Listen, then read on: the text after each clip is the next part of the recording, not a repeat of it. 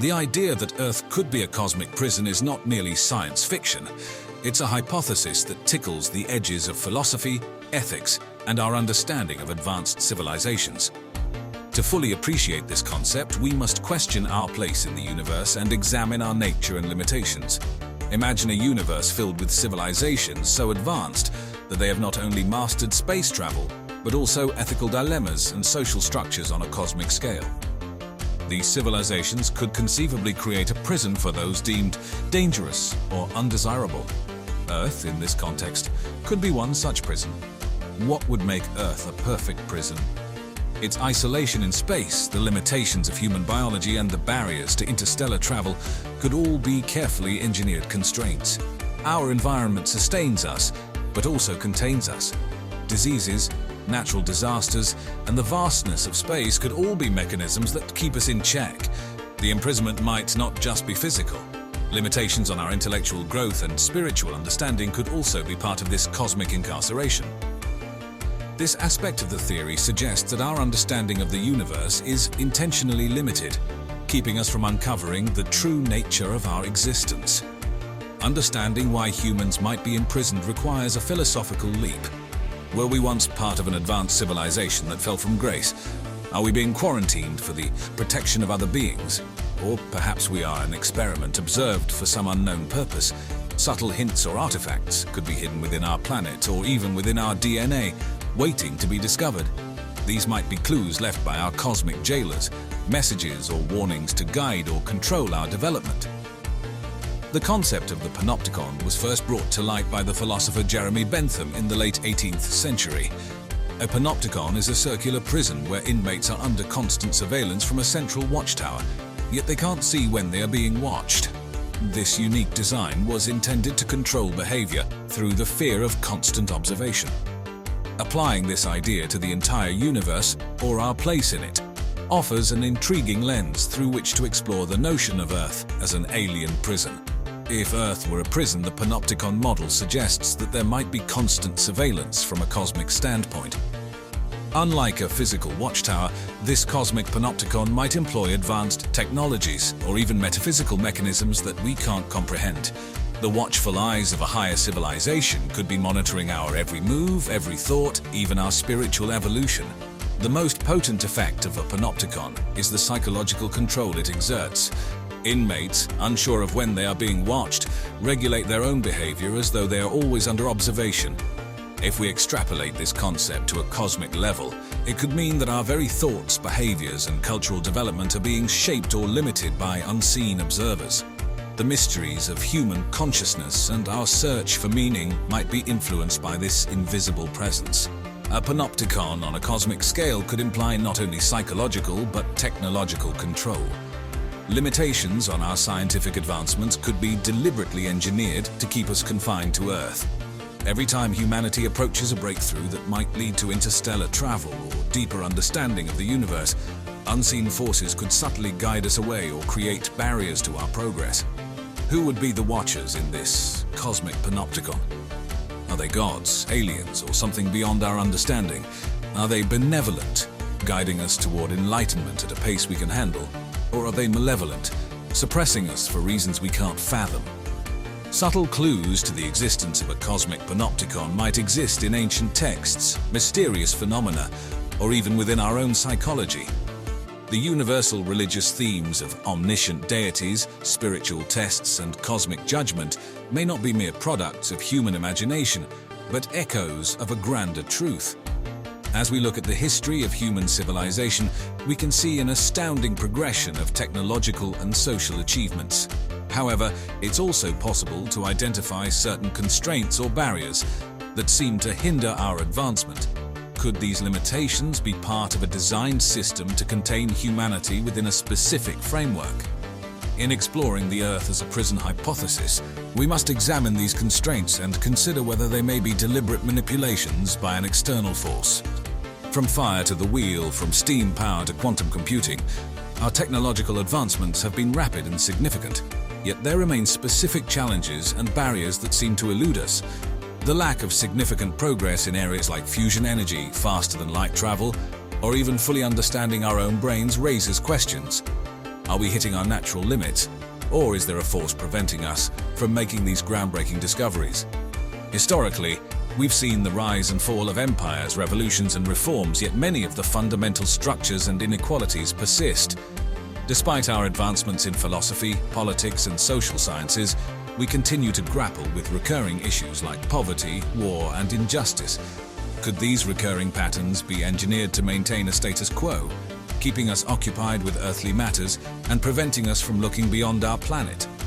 Our dependence on Earth's natural resources binds us to this planet. We rely on fossil fuels, minerals, water, and the delicate balance of our ecosystem. Even our most advanced space technologies are limited by these earthly dependencies. Is this a natural result of evolution, or could it be a designed constraint to keep us tethered to Earth? Our own minds might be our greatest constraint. Fear of the unknown, skepticism towards new ideas, conflicts between science and faith. All these psychological factors can limit our pursuit of knowledge and understanding. This mental confinement might be a deliberate aspect of our supposed prison, ensuring we don't break free from our established paradigms. If these constraints are indeed part of a grand design, who or what is responsible? Alien overseers with advanced technologies could subtly manipulate our progress. Alternatively, cosmic laws or forces beyond our understanding might naturally enforce these limitations. The idea that Earth might be a prison for humanity isn't a purely modern concept. Throughout history, various myths, legends, and religious texts have alluded to ideas that resonate with this hypothesis. These ancient narratives, spread across different cultures and epochs, might hold hidden clues that lend credence to the theory that our world is a containment facility overseen by otherworldly beings. In ancient Sumerian texts, the Anunnaki were a group of deities who were said to have created and controlled humanity. Some interpretations of these texts suggest that the Anunnaki might have used humans for labor, creating a system that restricted human freedom and kept them confined to specific roles and locations. Greek mythology tells the tale of Prometheus, who stole fire from the gods to give to humanity. His punishment, being chained to a rock, could be seen as a symbolic representation of humanity's confinement to Earth, restricted by greater cosmic forces. In Hindu mythology, Lord Shiva performs the cosmic dance that controls the universe's destruction and creation. This cyclical nature of existence, where destruction leads to rebirth, might symbolize the perpetual constraints that keep humanity confined within specific bounds, unable to escape a predefined cycle. Many Native American tribes speak of Spider-Woman who wove the web of existence. This web could be seen as a metaphor for the interconnected but restricted reality that humans find themselves in, with the strands representing the unseen barriers that keep us in place. Even in contemporary times, stories of UFO sightings and alien abductions often contain themes of control, manipulation, and containment. These modern myths might reflect a subconscious awareness of our confinement, expressed through the lens of science fiction and popular culture. The recurring theme of confinement, control, and restriction across various myths and legends worldwide might be more than mere coincidence. These stories could be echoes of a profound truth hidden in our collective unconscious, pointing towards our existence within a controlled and confined space. The Fermi paradox presents one of the most intriguing questions in the field of astrobiology. With an estimated 100 billion galaxies in the observable universe, each containing billions of stars and even more planets, why haven't we detected any signs of extraterrestrial intelligence? Could this apparent silence in the cosmos be related to the idea that Earth is an alien prison, and if so, how? One explanation for this paradox is the concept of the Great Filter, a hypothetical barrier that prevents civilizations from reaching a certain level of technological advancement. Could this barrier be part of a containment strategy to isolate intelligent species, including humans, from each other? Another intriguing explanation is the zoo hypothesis, suggesting that extraterrestrial civilizations are deliberately avoiding contact with us. This could align with the Earth as a prison theory, where alien overseers maintain our isolation to prevent us from interfering with other parts of the cosmic prison system. The possibility that advanced civilizations inevitably self-destruct before reaching a level of technological maturity to explore the cosmos is a somber explanation for the Fermi paradox. If Earth is a prison, this self-destruction could be a designed outcome, ensuring that inmates never advance enough to escape or pose a threat. Our inability to detect extraterrestrial signals might also be a matter of technology. If alien civilizations use advanced communication methods beyond our comprehension, we wouldn't be able to detect them. In the context of the prison hypothesis, this could be a security measure to keep the communication of the jailers beyond the understanding of the prisoners. Some proponents of the Earth as a prison theory take the argument a step further by suggesting that the entire observable universe is designed in such a way to make us believe we are alone. This crafted illusion could be part of a complex containment strategy. What if the next frontier for imprisonment wasn't just a maximum security facility somewhere in the remote mountains, but far beyond our Earth, in the vastness of space? Today we are delving into, what if humans made a secret prison in space? We'll explore the utopian society that could necessitate it, the practicality of human versus cryogenic incarceration, and ponder over the eternal debate. Should this high-security fortress in the cosmos be manned by human guards or be completely automated? So what do we mean by a utopian society? In this hypothetical future, we've seen extraordinary advances in science, education, and technology that create a positive feedback loop with societal structures. People are more educated, which leads to better decision-making and a stronger social fabric. That, in turn, reduces crime because an educated populace tends to be a more ethical populace. Crime is basically a social construct, right? It emerges in contexts where there are significant disparities in resources, education, or social justice. Address these core issues, and crime rates plummet. Imagine technology so advanced that it could intervene before a crime happens. Not in a creepy surveillance state way, but more in the vein of identifying societal stressors and neutralizing them. Perhaps emotional and mental well-being could be so well understood that preemptive care becomes the norm. The utopian society of this scenario doesn't just throw money and tech at problems, it's also philosophically and ethically advanced. The value systems, moral codes, and even religions have likely evolved to be more inclusive, more forgiving, and less dogmatic. This is a society that understands the complexities of human behavior and deals with them in a sophisticated manner. But here's where things get a bit paradoxical. If you've managed to cultivate such a perfectly trust-based society, the very existence of a prison system would disrupt that trust, even if there is only a minuscule percentage of people who commit crimes. The notion that there is a place where people are forcibly confined could cast a shadow over the utopian dream. So what's the solution? Perhaps the answer lies not on Earth, but beyond it. And that's where the idea of a secret space prison comes in, but more on that later. The utopia hypothesis challenges us to consider how far we are willing to go to achieve a perfect society, and what sacrifices, ethical or otherwise, we are prepared to make. It also prompts us to think critically about whether a utopian society is even attainable, or whether it's a no place, an ideal that can guide us but never be fully realized. Fascinating, isn't it? But let's not stop there. What happens to those who simply don't fit into this idyllic world? Let's find out. All right, let's dive right in.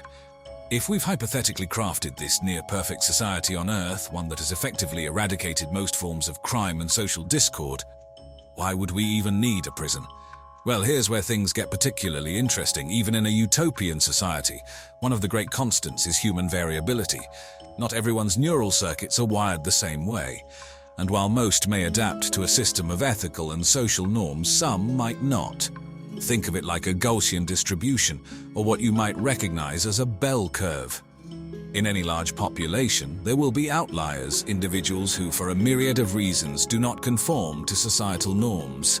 What do we do with these outliers in a society that is fundamentally based on trust and ethical consistency? Sending them to a conventional prison on Earth could challenge the foundational ideas of the utopia. It introduces an element of coercion and force that is contradictory to the society's principles. The very idea that you could be imprisoned could create an underlying tension, a ripple in the calm waters of the utopian dream. So, why not take the prison out of the equation, or rather, out of Earth's gravitational pull? Welcome to the concept of a space prison. By placing the prison in space, You're removing the physicality of the problem from the Earth, and perhaps symbolically you're also keeping the purity of the utopian dream intact. In this scenario, Earth remains a sanctuary of enlightened human cooperation, while the inevitable outliers are placed far from its surface. Now, you might argue that launching people into space is, well, astronomically expensive. Yes, but in a society that has advanced to this level, it's possible that space travel has also been revolutionized. Maybe it's as routine as catching a flight from New York to London. Or maybe the resource allocation is so efficient that society can easily afford it. And let's talk about oversight. Who watches the watchmen? Especially when the watchmen are light years away, it's a complex ethical and logistical question. Would the space prison be entirely automated? Would it be governed by a subset of Earth's laws? Or would it have its own set of rules adapted for the unique situation? You see, the idea of a space prison isn't just about the how, but also the why. It's an exploration into the outer reaches of human ethics and governance. How do you balance justice and freedom? How do you reconcile the inevitable imperfections within a nearly perfect society? So you're probably wondering, would these space-bound individuals be kept frozen? Or would they be conscious? And who or what would manage such a prison? Well, let's get into that. Yes, the age-old debate of the science fiction world has now, in our hypothetical scenario, become a pressing ethical and logistical question. Should the inmates of our space prison be awake, living out their sentences, or should they be frozen in a state of cryogenic suspension? It sounds like something out of a dystopian novel, but bear with me here. First, let's tackle the idea of human incarceration. Now, if we're sending humans to live in a prison in space, the cost of sustaining life becomes an important factor. We're talking about life support systems, food, water, and waste management. In the vacuum of space, every ounce of oxygen counts. Then there's the issue of mental health. Imagine being confined not just within walls, but within the limits of a spacecraft, far away from Earth. That's social isolation to an extreme level. Would our society, as advanced as it is, be okay with this form of psychological toll? And what about rebellion? If the prison were to have human guards, there's always the chance of a mutiny. Even automated systems could potentially be overridden. It's a risk factor that can't be completely eradicated, so long as the prisoners are conscious and capable of action. Now let's consider cryogenic incarceration. On the surface, it seems like an ideal solution. Freezing an individual in a state of suspended animation could significantly reduce the resource cost. No need for food, water, or even oxygen in the traditional sense. A fully automated system could monitor the inmates, reducing the need for human oversight. This would also eliminate the risk of rebellion or escape attempts, assuming, of course, that the cryogenic process is foolproof. However, freezing a human for an extended period brings its own set of ethical dilemmas. What if the technology fails and the person never wakes up? Is that ethical? Furthermore, what happens when they are eventually unfrozen? If our society has advanced, will they be able to reintegrate? Or will they be a person out of time, struggling to catch up with the world that has long since moved on without them? It also begs the question of the purpose of incarceration. Is it punitive, rehabilitative, or purely segregative? If it's punitive or rehabilitative, cryogenic freezing might not achieve that goal, as the individual is essentially paused rather than experiencing a sentence. Each option, human versus cryogenic incarceration, has its own set of pros and cons, both logistical and ethical.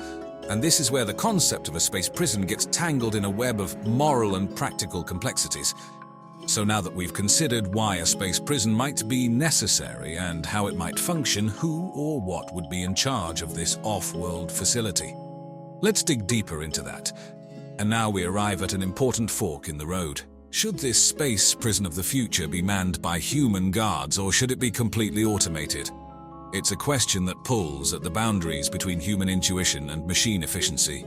This is not just a logistical issue, but also one that touches on ethics, psychology, and even the philosophy of what constitutes justice and humane treatment. Let's begin with human guards. The first advantage is experience. Human guards can make judgment calls based on a wide range of emotional and environmental factors that current technology can't perceive. If a fight breaks out between inmates, or if someone appears to be in distress, a human guard can use intuition and situational awareness to make complex decisions. Plus, the human touch, as it were, might make incarceration a less dehumanizing experience, potentially aiding in the rehabilitation process. However, humans are fallible. They can be biased, they can make mistakes, and they themselves would be isolated from Earth, creating a potential risk for mental health issues. They also require all the life-sustaining resources we discussed earlier: food, water, oxygen, and so on. Plus, in the isolation and potential monotony of space, the temptation for corruption or negligence might increase. So what about complete automation? Imagine a prison overseen by an AI warden and maintained by robotic guards. These machines would not need life support, they wouldn't get tired, bored, or corrupt, and they could potentially manage resources more efficiently. With advances in machine learning, an AI could adapt to the needs of the prison, even predicting conflicts before they happen based on inmate behavior data. Sounds ideal? Well, not so fast. Automating a prison system takes the human element out of a very human-centric process: justice. Machines do not have a moral compass, and even the most advanced AI is not conscious and therefore cannot make ethical judgments. There's also the concern about malfunctions or hacking. Imagine a rogue agent taking control of the entire prison system and its robotic guards. The consequences could be disastrous. Another factor to consider is the justice system itself. An automated prison might streamline the sentencing process, possibly making it more rigid and less prone to human error or bias. But is justice that's 100% by the book always the most fair or ethical? In the balance between human and machine, the debate over who should oversee a space prison is as complex as it is fascinating. Each option opens a Pandora's box of logistical challenges and ethical quandaries. So, we've explored the idea of a space prison, considered why it might be necessary, how we might keep inmates either awake or frozen, and who might guard this high-tech Alcatraz in the sky. But now let's ask ourselves, could society accept the ethical burden of such a place? Today, we're taking a deep dive into a futuristic world of punishment, one that's only existed within the bounds of creative cinema until now. Imagine a world where prisons aren't just about bars, guards, and isolation cells. What if instead they existed on floating ships, within our dreams, or even on distant planets? In this exploration, we will delve into the thrilling yet ethically challenging concept of future prisons, inspired by cinematic masterpieces such as Escape Plan, Minority Report, Inception, and more. From the chilling isolation of a cryogenic cell to the boundless, intangible prison of the mind, we're going to unravel what the future of incarceration could look like. Alright, let's dive into the concept of floating prisons as depicted in the movie Escape Plan. The prison, known as the Tomb, is housed within an enormous ship, hidden from the world and ever on the move. It's a fascinating concept, isn't it? The idea that we could create a prison that is always shifting location, traversing international waters, making it not only a tough place to escape from, but also a hard place to locate. Imagine the mechanics of it. An advanced navigation system ensuring that the prison remains in international waters, away from jurisdictions, always on the move to deter escape plans. Prisoners wouldn't just need to worry about breaching walls or fences, but they would need to consider survival in open waters, contend with currents, and reckon with vast distances to any shore. It would be a prison escape turned survivalist expedition, daunting to say the least. Furthermore, the structure of the prison could be designed for rapid response, with sections that can be sealed off in case of a riot or an escape attempt. This kind of advanced section design would make it even harder for prisoners to navigate their way out, especially when paired with high-tech surveillance and security systems. But the questions this concept raises go beyond the logistical. What about the human rights of prisoners in such a facility? The psychological effects of confinement in a place constantly adrift, the challenges of regulation and oversight when the prison is not bound by the usual geographical and jurisdictional constraints, these would all need to be addressed. It is an intriguing thought experiment. Would a seaborne prison be the ultimate answer to escape-proof confinement? Or would it rather open a Pandora's box of legal, ethical, and humanitarian issues? Escape Plan presents a provocative vision of a possible future, but it is one that we would need to navigate with extreme care. So now let's take a look at the idea of a virtual prison, a concept depicted in the movie Minority Report. In this film, A sophisticated system known as pre-crime can predict crimes before they happen, and the so-called criminals are put into a dreamlike state for their sentence. But this isn't a pleasant dream. It's a psychological limbo that seems to stretch on endlessly. The technology used in the film, a neural interface, directly interacts with the prisoner's brain, creating a state of suspended animation while life outside continues. This virtual prison could, in theory, allow society to manage convicts without the need for physical prisons or resources. The individuals serving their sentences would be kept alive, but not conscious or capable of causing harm. But then the ethics of this form of punishment become murkier the deeper you delve. Yes, it's efficient. But is it humane? Although the prisoners in Minority Report are not aware of the passing of time, they're trapped within their own minds in a state that is eerily close to a coma. Is it right to put a person into such a state, essentially erasing their existence from the world for the duration of their sentence? Also, it opens the door for misuse of power. The entire justice system hinges on the assumption that the pre-crime predictions are accurate. But what if they're not? A person could be wrongfully imprisoned based on a crime they haven't committed yet. This concept brings forth a multitude of ethical and moral questions that society would need to answer before such a method could even be considered. Virtual prisons, as imagined in Minority Report, present a stark vision of a possible future, where justice is as much a product of our technological capabilities as it is a concept of moral right and wrong. From virtual prisons, we now dive into another concept that has captured the imagination of many science fiction enthusiasts: cryoprisons. The movie Demolition Man explores this futuristic idea. Picture this. Instead of serving time in a conventional prison, criminals are frozen for the duration of their sentence. Let's dive into that chilly prospect. The concept, in theory, seems almost elegant in its simplicity. Cryoprisons would preserve the prisoner in a state of suspended animation, their biological functions slow to an absolute crawl, placing them in a deep freeze. During this time, they neither age nor are they conscious, essentially placing them in a timeout from society until their sentence is complete. But how plausible is this really? Cryogenics is an existing field of study, but its current applications are far from the science fiction world of Demolition Man. At this point in time, we are able to cryogenically preserve individual cells and small tissues, but a whole human being? That's a different story entirely. Current science can't successfully freeze and thaw a human without causing serious cellular damage, particularly from ice crystals that form and can puncture cells. But let's say, hypothetically in the future, we do overcome these hurdles. A new host of ethical considerations then come into play. If the frozen person is not conscious, are they serving a sentence or just waiting it out? What happens to their mind while their body is frozen? In Demolition Man, prisoners are subjected to subconscious rehabilitation programming to reform them. But would this be ethical? Could it even work? And then there's the social impact to consider. Releasing a prisoner who hasn't aged a day into a world that's moved on without them could be a recipe for societal disruption and personal disorientation. Cryoprisons, like the one shown in Demolition Man, are a fascinating thought experiment, pushing the boundaries of our current understanding of both science and ethics in criminal justice. Digital prisons. If you're a fan of thought-provoking and often disturbing television, you might be familiar with Black Mirror. In one particularly memorable episode, White Christmas, the show introduces a concept of a digital prison that traps a copy of a person's consciousness, not their physical body. Digital prisons could work like this.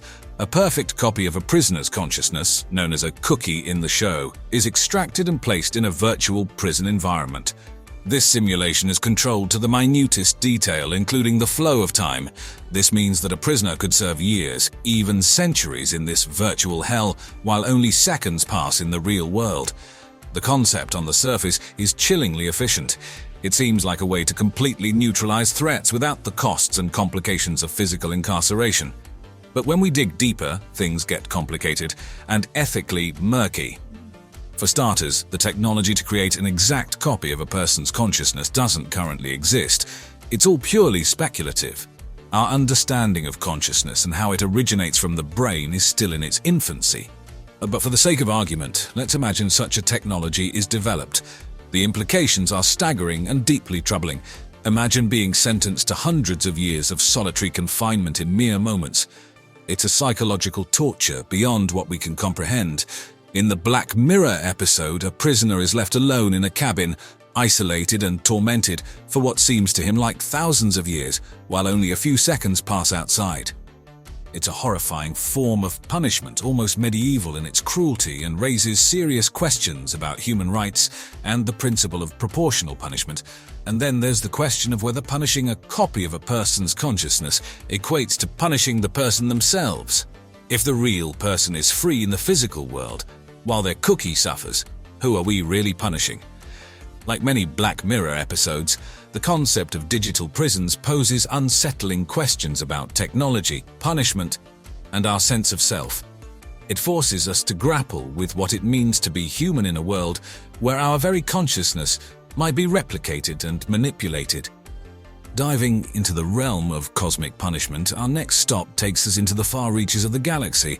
If you're a fan of the Marvel Cinematic Universe, you may be familiar with the Kiln from Guardians of the Galaxy. It's a high-security prison situated on a desolate planet, housing some of the universe's most dangerous criminals. The idea of off-planet incarceration is a fascinating one, so let's go ahead and see what it would entail.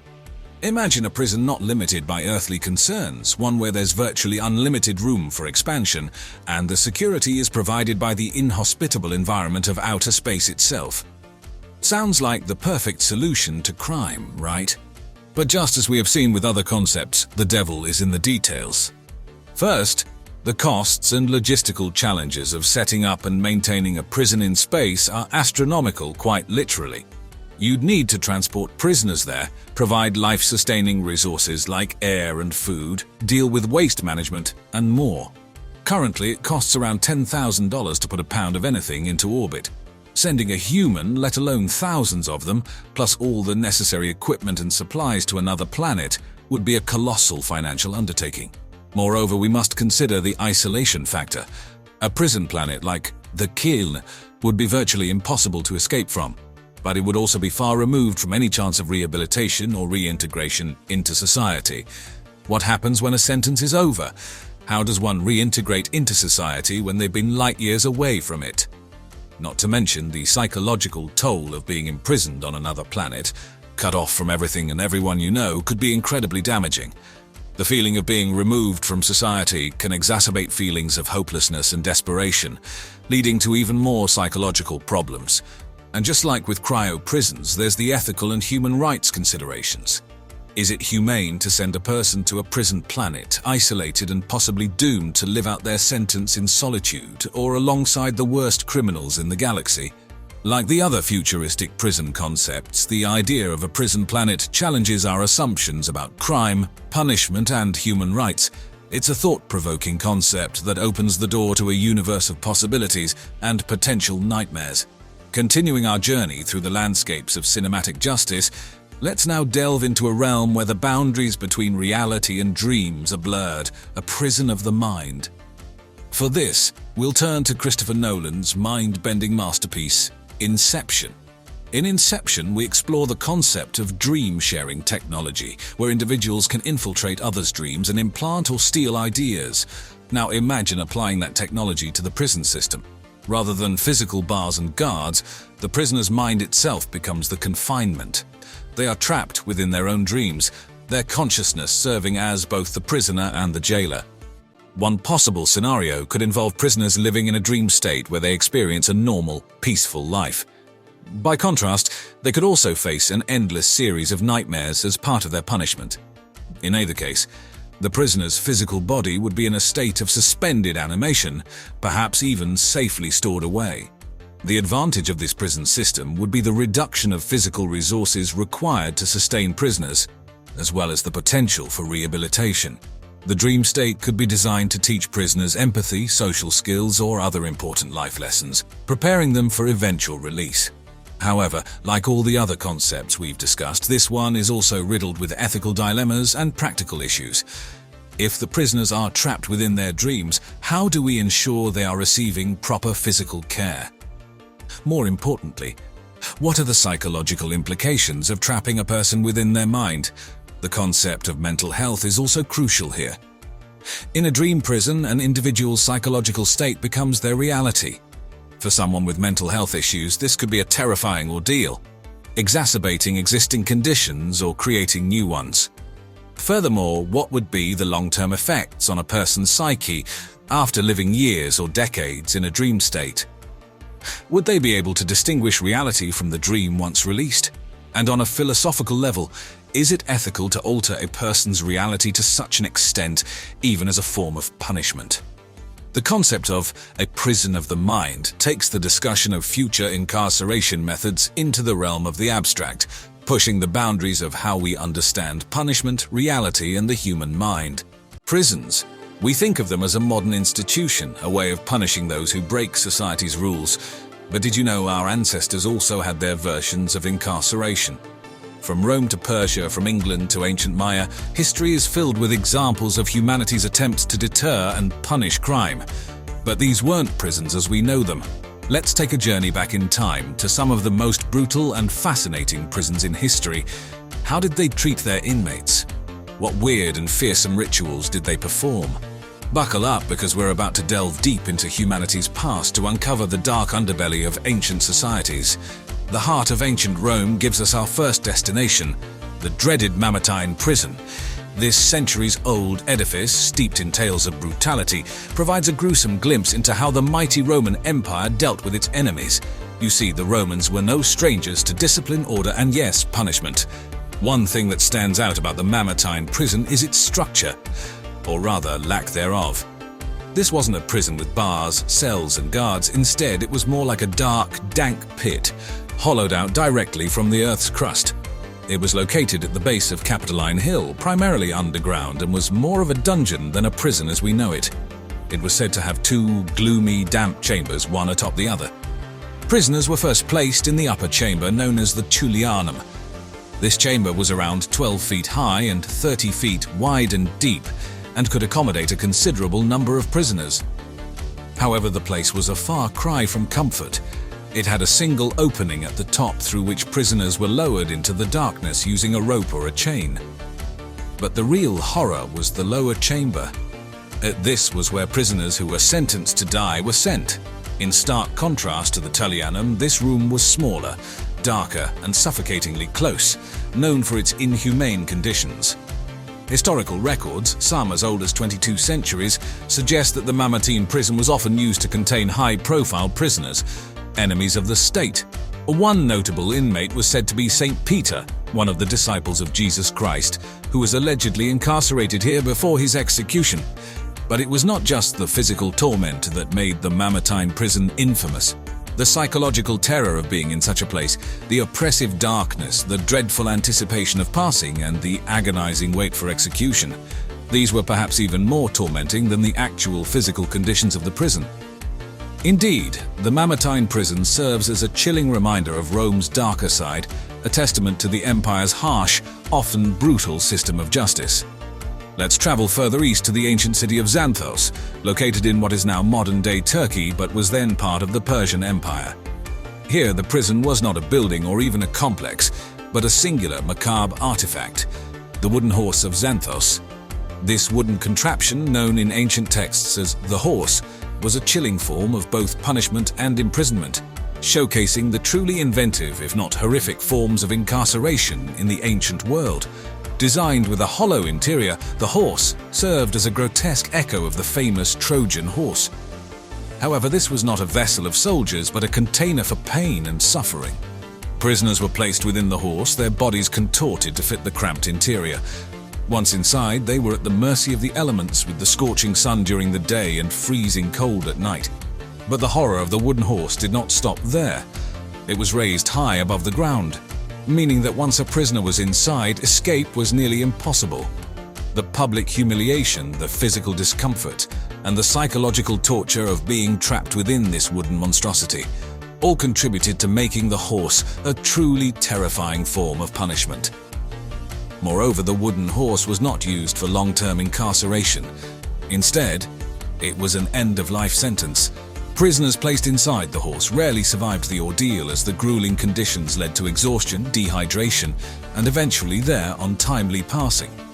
The wooden horse of Xanthos serves as a chilling reminder of the inventive and brutal forms of punishment humanity can devise. Journeying a bit northwards, we find ourselves in the heart of London, England. It is here that one of the oldest and most notorious prisons of ancient Europe stood, the Bridewell Prison. Established in the 16th century, the Bridewell was initially intended as a palace for Henry V. However, its destiny was to become something far more sinister, transforming into a house of correction. A penitentiary for the city's beggars, vagrants, and petty criminals. The building was impressive, boasting over 100 rooms and a grand courtyard, but the grandeur of the palace was a stark contrast to the harsh reality of life within its walls. Inside the Bridewell, prisoners endured a unique form of correction, one that focused on reformation over punishment. Inmates of Bridewell were made to work. Hard labor was seen as a tool of reformation, a method to correct their idle ways. The work was grueling. Women were often employed in beating hemp for making rope, while men were put to work on physically demanding tasks. All this under the stern and watchful eyes of the prison staff. Yet what truly made Bridewell infamous was the severity of its punishments. These were not just physical, but also public. Whipping, for instance, was a common form of punishment, typically administered at the whipping post for everyone to see. This served a dual purpose. It was a form of correction for the prisoners, but it also served as a deterrent for the onlookers, a chilling demonstration of what awaited those who stepped out of line. But life in Bridewell wasn't just about work and punishment. It also served as a refuge for the homeless and the destitute. Yes, it was a prison, but in a time when social services were virtually non-existent, it also provided shelter and a form of social security for those who had nowhere else to go. The Bridewell prison, despite its brutal reputation, provides an intriguing glimpse into the early evolution of the modern penal system. It was here that the concept of reformation through labor was first put into practice, a notion that, for better or worse, has been a mainstay of prisons around the world ever since. But let's not forget the Americas. Shifting our gaze across the Atlantic, we find ourselves in the heart of the ancient Mayan civilization, renowned for their advanced mathematics, calendar systems, and of course their brutal penal codes. Notably, we have the infamous prison of Kitala, a true testament to the harsh and fearsome world of Mayan justice. Kitala wasn't just a prison, it was an arena of punishment designed to inflict maximum suffering and disgrace. The very architecture of the prison was designed to reflect this. Deep pits, known as chultuns, were carved directly into the limestone bedrock, creating vertical prison cells from which there was no escape. But what makes Kitala so chilling is not just its physical form, but also its psychological and spiritual dimensions. The Mayans held a deep respect for the earth and believed that being buried alive was one of the worst punishments imaginable. In this light, the chultuns of Kitala represented not just a physical incarceration, but a spiritual defilement. Conditions in Kitala were harsh, even by ancient standards. Prisoners were subjected to physical and psychological torture. They were deprived of food and water, left to endure the sweltering heat, and tormented by the knowledge of their impending doom. There's also a grim irony to Kitala's purpose. The Mayans used chultuns as a method of water storage during the dry season, essential for their survival. Yet these same life-giving structures were also used as a tool of torment, a stark reminder of the dual nature of human innovation. The chilling echo of Kitala still resonates today. It's a stark reminder of the brutality of the ancient world. And here's something you might not have expected. Ancient Egypt, a civilization that has fascinated us for millennia, has left behind traces of an infamous detention system in Elephantine Island. This is a place where prisoners were not just physically confined, but also psychologically tortured. Elephantine Island, located in the Nile, was the site of a unique prison system in ancient Egypt. Its isolation made it an ideal place for incarceration. Prisoners were ferried to the island and left there, isolated from society and surrounded by the unforgiving Nile. But the imprisonment didn't just involve physical isolation. Ancient Egyptian society was deeply spiritual, with a profound belief in the afterlife. They believed that in order to reach the afterlife, a person's body had to be preserved, and so mummification was common practice. Here comes the chilling part. To instill fear and punishment, It's said that the prison guards on Elephantine Island would threaten to throw the bodies of dead prisoners into the Nile. The idea of their bodies being lost and destroyed, denying them access to the afterlife, was a terrifying prospect for these ancient people, making their imprisonment not just a physical but a deeply spiritual punishment. Records of Elephantine Island also suggest harsh living conditions. The prisoners were put to hard labor, forced to quarry stone and load boats under the scorching Egyptian sun. Food and water were scarce, and the hot, dry air made life incredibly difficult. So there we have it, a journey into the brutal realities of ancient incarceration. From the suffocating Mamertine prison to the psychologically terrifying Elephantine Island prison, we've seen how prisons were not just physical institutions, but psychological ones as well. These harrowing tales of punishment and survival give us a fresh perspective on the societies that we so often romanticize. As much as we marvel at the architectural splendors of Rome, the scientific wonders of Persia, the cultural richness of England, and the spiritual depth of the Maya and Egyptians, we should remember that these civilizations, like ours, had a darker side. Thanks for joining me on this journey, and remember, the annals of history hold many more such intriguing and sometimes terrifying stories. Now imagine, if the world were to suddenly plunge into a catastrophic event, where would you go? Where could you find shelter that offers not just protection, but the ability to survive for an extended period of time? Well, around the world there are special structures designed for exactly this scenario.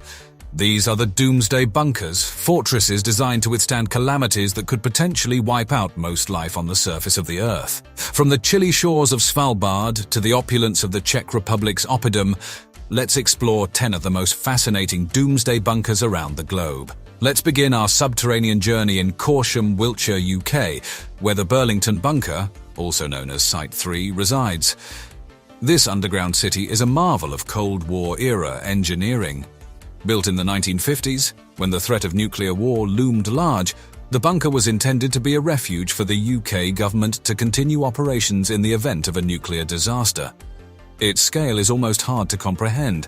The site spans over 35 acres, carved into a former Bathstone quarry, and is estimated to have over 60 miles of roads, complete with traffic lights. It was designed to house up to 4,000 government officials and staff and was fully equipped for long-term living. There were dormitories, offices, kitchens, a water treatment facility, and even a hospital with an operating theatre.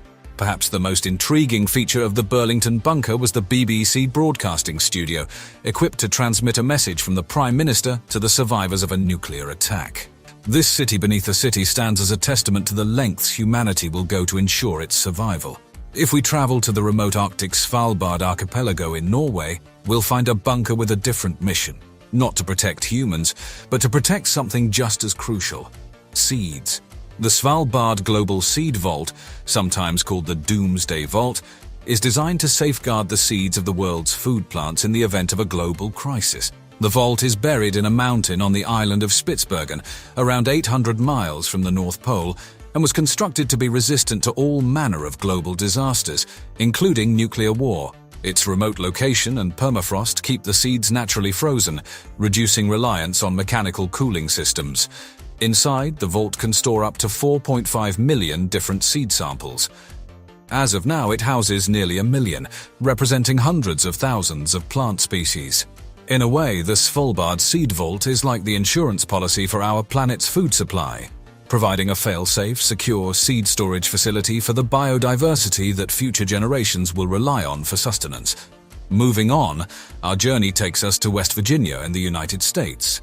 Nestled beneath the lavish Greenbrier Resort, a historic hotel dating back to 1778, lies a relic of the Cold War era: the Greenbrier Bunker.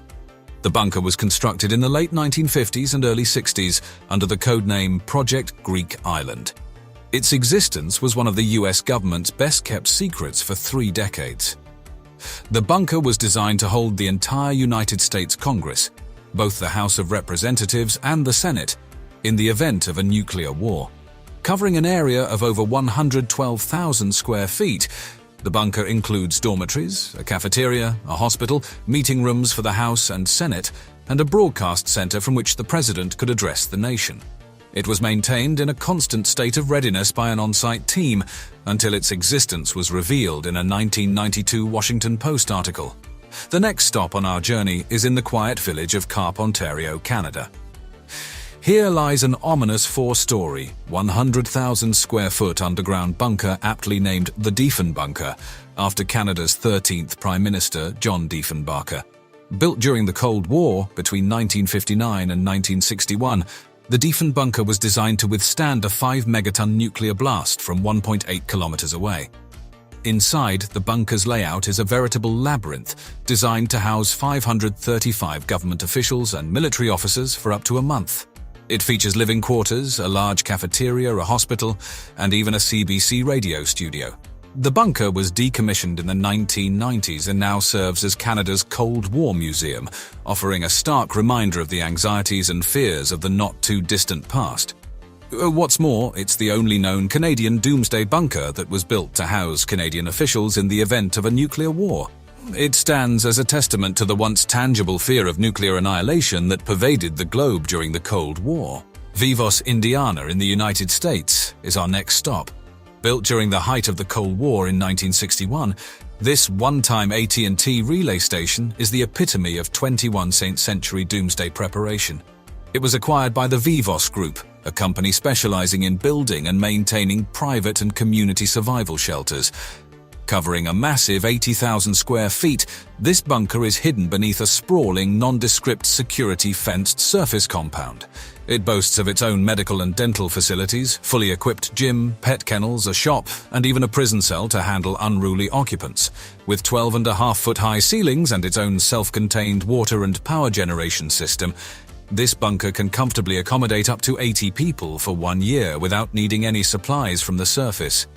Shifting our gaze to Europe, we find ourselves in the Adam Ondras bunker in the Czech Republic. Named after the nearby hill, the Adam Ondras bunker is a relic from the era of the Iron Curtain. The bunker was built during the 1950s, and its primary function was to serve as a communications center for the Czechoslovak army. But the fortified bunker was also designed to protect against a nuclear attack. With a floor area of over 2,000 square meters spread across several levels, it could hold hundreds of military personnel and civilians. Unlike some of the other bunkers on our list, this one hasn't been converted into a hotel or sold to private companies. Instead, it remains a chilling monument to the Cold War era. The bunker is now open to the public as a museum and serves as a stark reminder of a time when the threat of nuclear war loomed large over the world. From the outskirts of the Czech Republic, we return to the United States, Kansas to be precise. Here lies one of the most luxurious doomsday bunkers imaginable, the Survival Condo. This isn't your average bunker. It's a converted Atlas missile silo, a missile launch complex built during the Cold War era to house and launch the Atlas intercontinental ballistic missile. After being decommissioned, the silo was purchased and transformed into an opulent survival shelter by Larry Hall, a real estate developer. The Survival Condo spans 15 floors, with 7 of them dedicated to private residences. These full-floor units can house 6 to 10 people and include all the amenities of a modern home, including high-end appliances, home automation, and even pet parks for the furry family members. The complex is self-sustaining, with facilities for food production, water purification, and air filtration, among others. In addition to these, it boasts a swimming pool, gym, cinema, and even a school.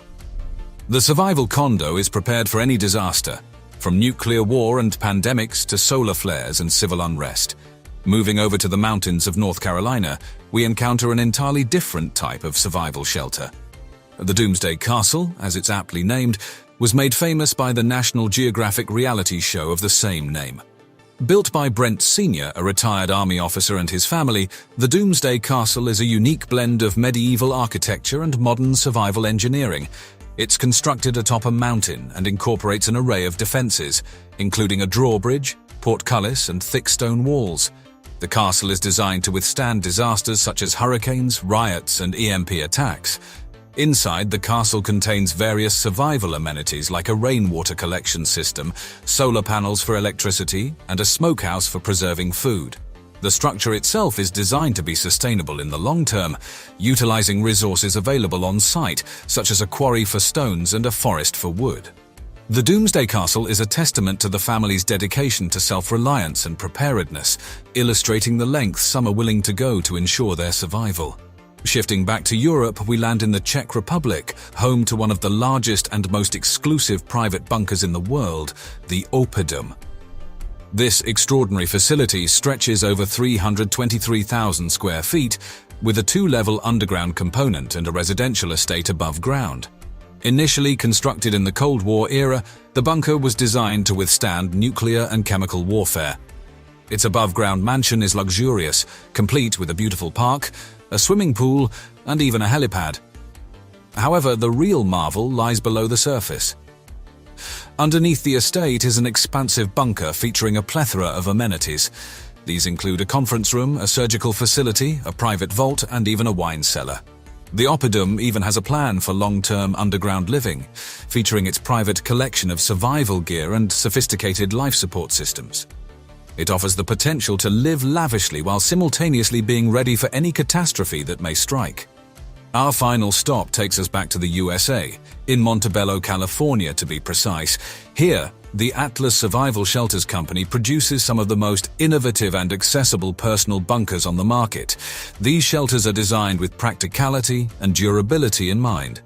Made from galvanized corrugated pipe, they can be buried up to 42 feet underground, offering excellent protection from nuclear, biological, and chemical threats.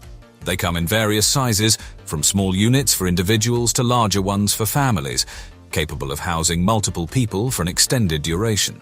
The interiors of these bunkers are meticulously designed to provide a home-like atmosphere. They include sleeping quarters, kitchens, living areas, and even storage spaces. In addition to the standard features, customers can customize their bunker with options such as a decontamination room, an escape hatch, or even a gun vault. With Atlas Survival Shelters, preparedness for the unknown is more attainable than ever. And as always, thanks for watching. It's intriguing, isn't it? Each of these doomsday bunkers provides a unique take on survival, blending practicality, luxury, and at times a bit of eccentricity. These places were designed to protect against the worst imaginable scenarios, and while they may represent fear of the unknown, they also symbolize human resilience, ingenuity, and our relentless pursuit to endure against all odds. In the end, while we all hope never to need such shelters, their existence stands as a testament to our will to survive, persist, and carry on, no matter what the future holds. Bunkers, airports, and secret societies, they might seem unrelated, but what if I told you they're at the heart of one of the most intriguing conspiracy theories around? Imagine an elaborate bunker hidden beneath the elegant facade of a luxury resort, and an airport said to house secrets as deep as its runways. Today, we're diving into the mysterious world of the Greenbrier Hotel and the Denver International Airport. Two locations seemingly worlds apart, yet intertwined in a web of speculation and coincidences. So, buckle up as we take an unprecedented flight into the unknown. The Greenbrier Hotel in West Virginia is not your average resort. This grand establishment has a history as rich and varied as the mineral springs that first brought visitors to the area in the 18th century. Constructed in 1778 as a simple guest house, the Greenbrier grew over the centuries into a sprawling 710-room hotel surrounded by a stunning 11,000-acre estate, complete with golf courses, spa facilities, and fine dining. But beneath this facade of luxury and leisure hides a much more fascinating history. During the Cold War era, as the threat of nuclear warfare loomed, the United States government began secretly constructing a massive underground bunker beneath the Greenbrier, codenamed Project Greek Island. This subterranean structure was designed to serve as an emergency shelter for the United States Congress in the event of a nuclear war. The existence of the bunker was one of the best-kept secrets of the Cold War. For over 30 years, it remained fully operational and prepared for use, even as guests above remained blissfully unaware of the government's clandestine contingency plan beneath their feet. It was only in 1992, long after the end of the Cold War, that the bunker's existence was revealed to the public in a Washington Post exposé. Today, the Greenbrier's unusual history and its unique blend of opulence and secrecy have made it a fascinating destination for tourists and history buffs alike. The bunker has been transformed into a tourist attraction, where visitors can take guided tours and learn about this remarkable and somewhat eerie chapter in the history of American government preparedness. Denver International Airport, DIA, nestled in the heart of the Rocky Mountains, holds its own aura of mystery. Since its opening in 1995, the airport has become a nexus of conspiracy theories and speculation, largely due to its peculiar art, large size, and unexplained cost overruns. The airport covers an enormous area, 53 square miles to be precise, making it the largest airport in North America and the second largest in the world. Yet this sheer size raised eyebrows, with skeptics questioning the necessity for such a large airport. Why does a city like Denver need an airport bigger than Manhattan? The controversy deepened with the peculiar and arguably disturbing artwork scattered around the airport. Murals by artist Leo Tanguma, which depict war, environmental degradation, and humanity's rebirth, have fed into apocalyptic theories. Then there's the 32-foot tall horse sculpture with glowing red eyes, nicknamed Blucifer, which is alleged to represent one of the four horsemen of the apocalypse. The piece de resistance of DIA's conspiracy lore is the rumors of secret underground bunkers. Some believe these spaces were designed to serve as a fallout shelter for the world's elite in case of a global catastrophe, or perhaps as a headquarters for the New World Order. These theories were amplified by the fact that the airport's construction went $2 billion over budget, and a cost overrun some theorize could only be explained by secret underground construction. Despite these theories being largely debunked, the rumors persist. In fact, DIA has embraced its status as a conspiracy hub, incorporating tongue-in-cheek references to these theories in its marketing and decor. So while it might just be an airport to some, to others, Denver International Airport is a symbol of intrigue, secrecy, and a portal to the unknown. The Greenbrier Hotel and the Denver International Airport on the surface could not be more different. One a luxurious historic resort nestled in the Allegheny Mountains, the other an expansive modern airport in the heart of the Rockies. Yet both share a common thread of intrigue, secrecy, and widespread speculation about their supposed roles in governmental conspiracies. The Greenbrier Hotel, with its picturesque golf courses and sumptuous interiors, hid a secret for over 3 decades.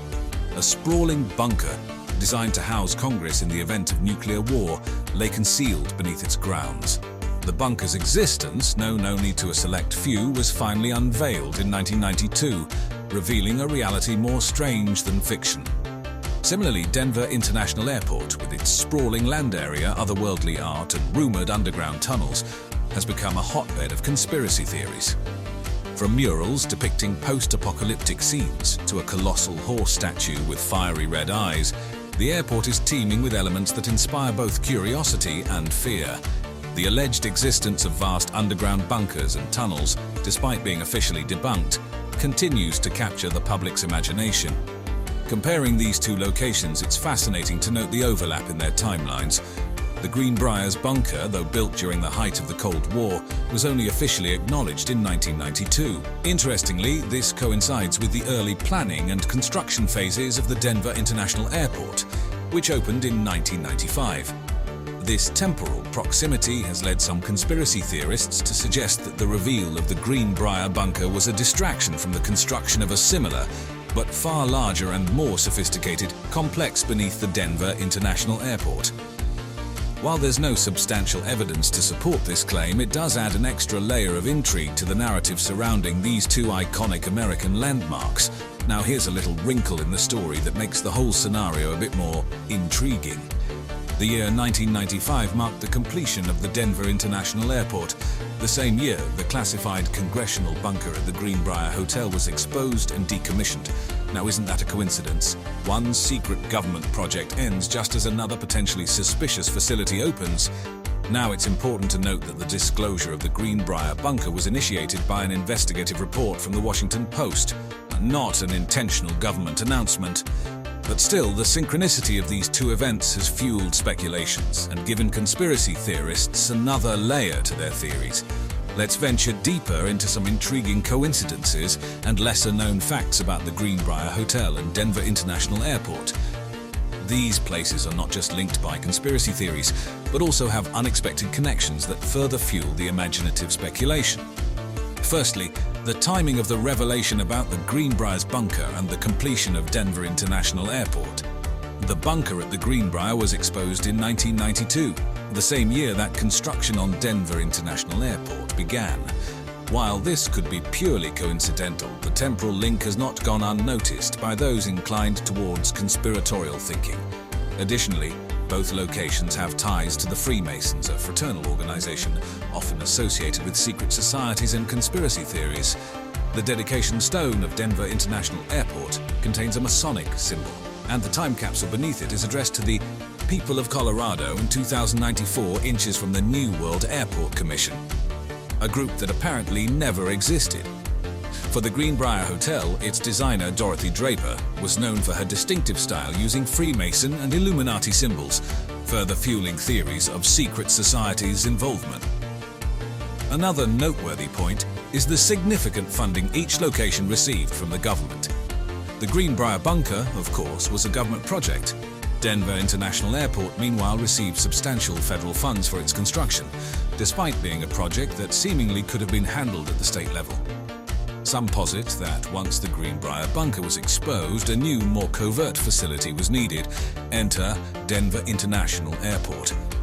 This theory suggests the possibility that the airport serves as the new protective fortress, this time not just for Congress, but potentially for a broader set of the government and possibly military elite. Could this be the case, or are these merely coincidences in an ever-evolving world? As we navigate through these theories, it's crucial to approach them with an inquisitive mind, but also a generous dose of skepticism. For now, these remain intriguing conjectures, blending facts, assumptions, and imaginative narratives into a fascinating puzzle. Finally, let's consider the size of Denver International Airport. It's notably the largest airport in the US by total land area, nearly twice the size of the next largest, Dallas-Fort Worth. This, combined with reports of large amounts of soil being moved during construction, has led some to speculate about what might be hidden under all that acreage. Could it be a modern version of the Greenbrier bunker, built for a new era of concerns? Now we delve into the realm of evidence and debunking. For conspiracy theories to take hold, there must be a grain of truth, an element of mystery or anomaly. For both the Greenbrier Hotel and Denver International Airport, these elements certainly exist, giving rise to myriad theories. In the case of the Greenbrier Hotel, the secret was real, a hidden bunker designed for congressional continuity in case of a nuclear attack. This was no mere speculation, but an actual physical fact. But its revelation in 1992 didn't inspire fears of an ongoing secretive operation.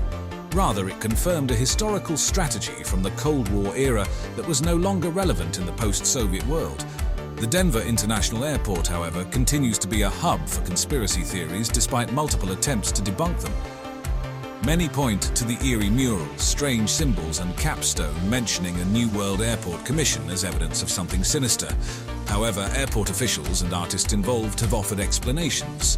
The murals depict environmental destruction and restoration, not apocalypse. The symbols are Navajo language characters and references to the area's mining history.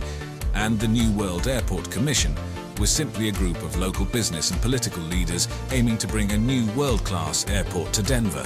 And what of the supposed vast underground network? Airport officials acknowledge the existence of an automated luggage system that never worked as intended, leading to acres of unused tunnels. But they deny the presence of anything more secretive or sinister. And as always, stay curious and thanks for watching.